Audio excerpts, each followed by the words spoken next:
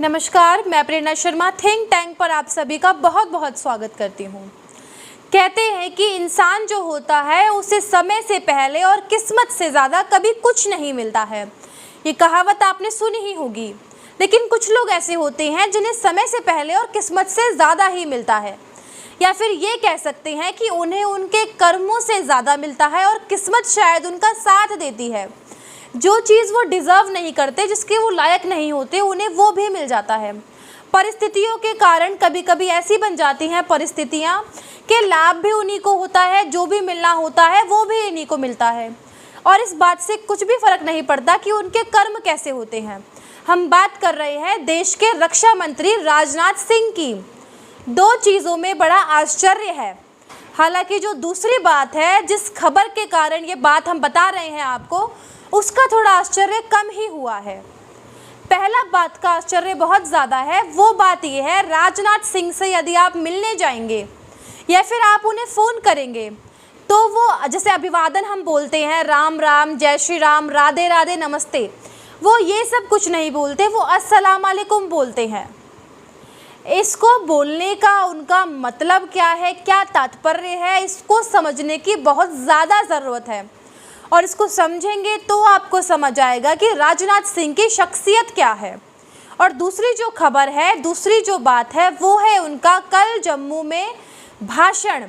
कारगिल, कल शहीद दिवस था, तो उसमें जो कारगिल युद्ध का जो शहीदों को श्रद्धांजलि देनी थी, अब आप मौका देखिए क्या था, शहीद दिवस था। उनके भाषण में जिक्र किस चीज़ का आया, और ये जिक्र ऐसे ही नहीं आ सकता है, ये प्रयास पूर्वक लाया गया, जानबूझकर लाया गया। उसमें उन्होंने 1962 के भारत चीन युद्ध के जवाहरलाल नेहरू की भूमिका पर उन्हें क्लीन चिट देने की कोशिश करी। कि लोग जो बोलते हैं नेहरू के बारे में, जो आलोचना करते हैं, लेकिन मैं नेहरू जी के ऊपर सवाल नहीं उठाता। सवाल ये है कि कोई ये नहीं कहता कि नेहरू जी ने जानबूझकर भारत का वो विभाग चीन को दिया। चीन को भारत का भूभाग इसीलिए मिला क्योंकि नेहरू जी की नीतियाँ गलत थीं, पॉलिसीज़ गलत थीं। अब जितनी भी सही सलाह देने वाले लोग थे, उसमें से किसी ने कुछ नहीं बोला। जो नीति होनी चाहिए थी चीन को लेकर, सरदार पटेल से लेके उनके करीबी मंत्रिमंडल के साथ ही उनको आगाह करते रहे, बताते रहे, चेतावनी देते रहे, उन्होंने नहीं सुना। इसीलिए हम 1962 का युद्ध हार गए। इसीलिए नहीं कि हमारी सेना कमज़ोर थी या लड़ने की ताकत नहीं थी, बहुत सारे कारण हैं कि हम क्यों हार गए वो युद्ध, लेकिन उसमें ये कारण बिल्कुल भी नहीं था कि हमारी सेना कमज़ोर थी और हमारे सैनिकों ने लड़ने में कोई कटौती करी। नेहरू जी की, उनकी सरकार की जो नीतियाँ थी और जो नियम थे, उसके कारण हम 1962 का चीन युद्ध हारे। अब कारगिल विजय दिवस पर सबसे बड़ी सवाल ये है, ध्यान रखिए, शहीद दिवस पे 1962 के युद्ध की चर्चा और नेहरू की प्रशंसा, या एक तरीके से कहे उनको क्लीन चिट देना, दोष मुक्त करना, ये किस लिए, किस नियत से किया गया और कहाँ तक इसका औचित्य है, इस चीज़ को आप जोड़िए अस्सलाम वालेकुम से, तब आपको समझ आएगा। राजनाथ सिंह को राजनीति में जो भी मिला है आज तक, वो सारी चीज़ें डेस्टिनी, भाग्य के कारण मिला है, ना ही किसी उपलब्धि के कारण, ना ही मेहनत के कारण। वह प्रदेश अध्यक्ष रहे, उत्तर प्रदेश के मुख्यमंत्री बने और बीजेपी नंबर 1 की पार्टी थी। 91, 93 और 96 लगातार 3 चुनावों में बीजेपी नंबर 1 पार्टी थी, और उनके मुख्यमंत्री जो थे उनके चुनाव हुए 2002 में, और बीजेपी तीसरे नंबर की पार्टी।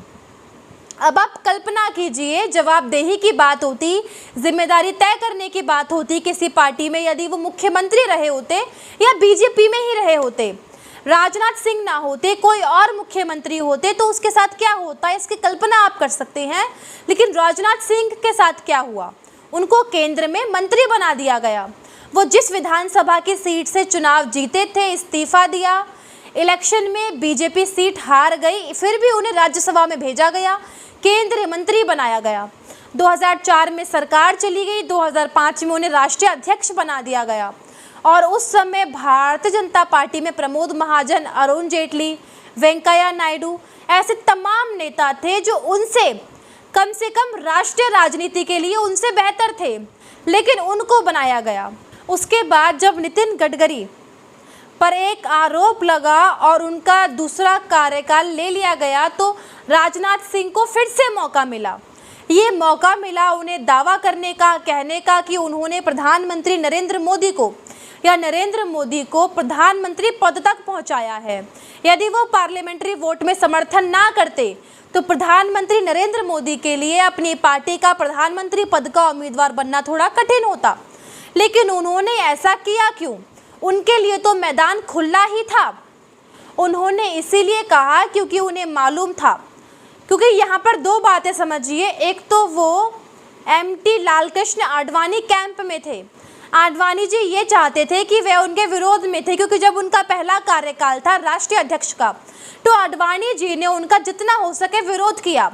आडवाणी जी दूसरा कार्यकाल आने के बाद तक वह कमज़ोर हो चुके थे और राजनाथ सिंह की ताकत बढ़ चुकी थी। संघ में उनका समर्थन था, इसीलिए ताकतवर थे।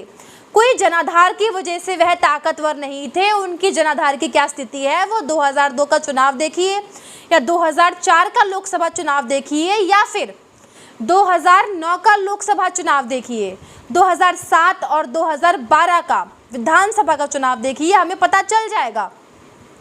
तो उत्तर प्रदेश में उनका कितना बड़ा जनाधार है वो हमें इससे पता लग जाएगा। और अब भी यदि आपको कोई शंका थी तो एक राष्ट्रीय महामंत्री के रूप में अमित शाह गुजरात से आए उत्तर प्रदेश, और साल भर का भी समय नहीं लिया उन्होंने किया क्या? उन्होंने लोकसभा में 9 सीट वाली उत्तर प्रदेश, 9 सीट वाली बीजेपी को 73 सीट्स मिली। ये होता है संगठन का व्यक्ति जब काम करता है ज़मीन से जुड़ के। आप हवाई नेता तो हो सकते हैं, लेकिन ज़मीन पर यदि काम नहीं करेंगे तो स्थिति यही हो जाएगी। अब हम बात कर रहे थे, यदि वो ना चाहते तो प्रधानमंत्री नरेंद्र मोदी को बीजेपी का प्रधानमंत्री पद का उम्मीदवार बनने में दिक्कत हो सकती थी। तो राजनाथ सिंह ने उन्हें क्यों बनने दिया? इसीलिए बनने दिया क्योंकि उनकी रणनीति बहुत आगे की थी। उनको इस बात का पक्का यकीन था, जिसमें बीजेपी के और भी कई नेता शामिल थे, कि बीजेपी को 180 से 160 का क्लब कहा जाता था उस समय। 180 से ज़्यादा 200 सीटें मिलेंगी, और जब इतनी सीटें मिलेंगी तो दो चीज़ें यहाँ पर होंगी। एक तो नरेंद्र मोदी को प्रधानमंत्री पद का उम्मीदवार बनाने में मदद करके उन्होंने संघ के एक बड़े धड़े को खुश किया, पार्टी के कार्यकर्ताओं को भी खुश किया। उन्हें पता था यदि ऐसा नहीं होगा तो पार्टी के कार्यकर्ता जो है बीजेपी के नेताओं को दौड़ा कर मारेंगे। ये स्थिति थी 2014 और 13 में। जो मोदी के विरोध में बोलता, पार्टी के अंदर उनकी बात हो रही है, यहाँ पे विरोधियों की बात नहीं हो रही, पार्टी के अंदर ही जो विरोध कर रहे थे उनकी बात हो रही है। और पार्टी के अंदर जो ऐसा ना होने देता, यदि जो उस समय लालकृष्ण आडवाणी, सुषमा स्वराज और उनके साथी चाहते तो वह बहुत कुछ कर सकते थे। और नीतीश कुमार से ये कहा था राजनाथ सिंह ने, जब वो इस बात के लिए वहाँ पर आए थे, कि आप सिर्फ ये आश्वासन दीजिए कि आप नरेंद्र मोदी को प्रधानमंत्री पद का उम्मीदवार नहीं बनने देंगे। तब उन्होंने कहा था कि हमने ऐसा किया क्योंकि ये सब बातें हम अपनी ओर से नहीं कह रहे। उन्होंने कहा कि हम ऐसा करेंगे तो हमारा कार्यकर्ता हमें जीने नहीं देंगे। ऐसा समर्थन था कार्यकर्ताओं का। तो इन सब की नज़रों में अच्छे बने, और उनको ये था कि 180 और 200 सीटें आएंगी, बीजेपी को बहुमत तो मिलेगा ही नहीं, कोई मानने को ही तैयार नहीं होगा। तो उस हालत में तब बाहर से समर्थन की ज़रूरत जब पड़ेगी तो नरेंद्र मोदी के नाम पर कोई तैयार नहीं होगा, तब उनका नाम आगे आएगा। तो कितना बड़ा उन्होंने त्याग किया, वहाँ पर कैसी छवि बनेगी उनकी। उनके पास पूरा मौका था खुद प्रधानमंत्री पद का उम्मीदवार बनने का राष्ट्रीय अध्यक्ष के नाते, लेकिन बीजेपी को 283 सीट मिली और धूमधाम से नरेंद्र मोदी जी प्रधानमंत्री बने। तब से मन में ये मलाल है कि हमारा मौका आएगा। अभी भी ये एक्सेप्ट नहीं कर पा रहे, स्वीकार नहीं कर पा रहे कि वे प्रधानमंत्री पद की लेन से बाहर हो चुके हैं। तो ये जो अस्सलाम वालेकुम है और ये नेहरू की प्रशंसा है, उसी की पेशबंदी है। ये 2019 में भी इसका इंतज़ार था। उस समय जुगलबंदी थी नितिन गडकरी के साथ। नितिन गडकरी जो हैं, हमें लगता है शायद वो राजनाथ सिंह के जाल में फंस चुके हैं। वो सामने से आकर बैटिंग करने लगे और ये पीछे खड़े रहे। जो इनकी पूरी प्लान थी, खबरें थी, योजना थी कि राजनाथ सिंह जो हैं वो प्रधानमंत्री पद के उम्मीदवार होंगे, दावेदार होंगे, कैंडिडेट होंगे और नितिन गडकरी नंबर 2 होंगे। दोनों नरेंद्र मोदी से मुक्ति चाहते थे और आज भी चाहते हैं, लेकिन उनके मंत्रिमंडल में भी हैं इतना साहस है नहीं, जनाधार भी नहीं है कि चुनौती दे सके, चैलेंज कर सके। सामने खड़े होने की भी हैसियत नहीं है, सामने झुककर प्रणाम करते हैं और पीछे से अस्सलाम वालेकुम, अल्लाहू अकबर करते हैं। नेहरू की तारीफ करना, बचाव में बोलना और ये संबोधन, ये दोनों अपने आप को अलग दिखाने के लिए है कि देखिए हम सेक्युलर हैं, ये नरेंद्र मोदी जो हैं ये कैसे हैं। अब उनके दुर्भाग्य से राजनाथ सिंह के हुआ ये है, लीडरशिप के इस दौर में केंद्रीय गृह मंत्री अमित शाह उनसे बहुत ज़्यादा आगे निकल गए हैं। चाहे संगठन की बात कीजिए, प्रशासन की बात कीजिए, आप याद कीजिए 2014 से 2019 के दौर में जब राजनाथ सिंह गृह मंत्री थे और 2019 से अमित शाह गृह मंत्री के रूप में जब काम कर रहे हैं, कामकाज की शैली में, प्रभाव में, हर चीज़ में कितना बदलाव दिखेगा आपको, ज़मीन और आसमान का अंतर दिखेगा। तो उस दौर में बहुत पीछे चले गए हैं और उनको मालूम है हिंदुत्व के मुद्दे पर उनकी जो पहुंच है वो अमित शाह या फिर नरेंद्र मोदी के बराबर कभी पहुंच नहीं सकती है और वहां तक जाने की तो बात ही छोड़ दीजिए। तो उन्होंने अलग रास्ता देखा है कि हम सेक्युलर हैं। वह संघ का समर्थन होकर भी, समर्थन पाकर भी मैं सेक्युलरिज्म के रास्ते पर चल रहा हूँ। हर समय इस तरीके का संकेत देने की कोशिश की जा रही है उनके द्वारा। उनको ये बात समझ नहीं आ रही कि देश में कितना बदलाव हो चुका है, बीजेपी किस रास्ते पर जा रही है, देश किस पथ पर जा रहा है, लेकिन वो अपनी उल्टी ही गंगा बह रही है उनकी। क्यों? क्योंकि उनको लगता है इसी रास्ते से प्रधानमंत्री का पद मिल सकता है। तो बार बार कहते हैं, फिर कह रहे हैं, जब भी इस तरीके से पद की बात आती है तब कहते हैं, आज फिर कह रहे हैं, राजनीति में महत्वाकांक्षाएं होना बुरी बात नहीं है, बहुत अच्छी बात है। आप तभी आगे बढ़ते हैं जब आपकी इच्छाएं होती हैं, उन्हें पूरा करने की कोशिश करते हैं, लेकिन उसके लिए आपके पास कुछ होना भी तो चाहिए। ठन ठन पाल गोपाल ऐसे कुछ नहीं होता, कोई नीतिगत आधार होना चाहिए, कोई नैतिक आधार होना चाहिए। आपके पास तो कुछ भी नहीं है, कोई जनाधार नहीं है। आज राजनाथ सिंह को कहीं से भी बिना बीजेपी के सपोर्ट के चुनाव लड़ना पड़े तो उनका जीतना असंभव है, लेकिन मन में भाव ये है कि कैसे ये पद खाली हो और कैसे मुझे मिले।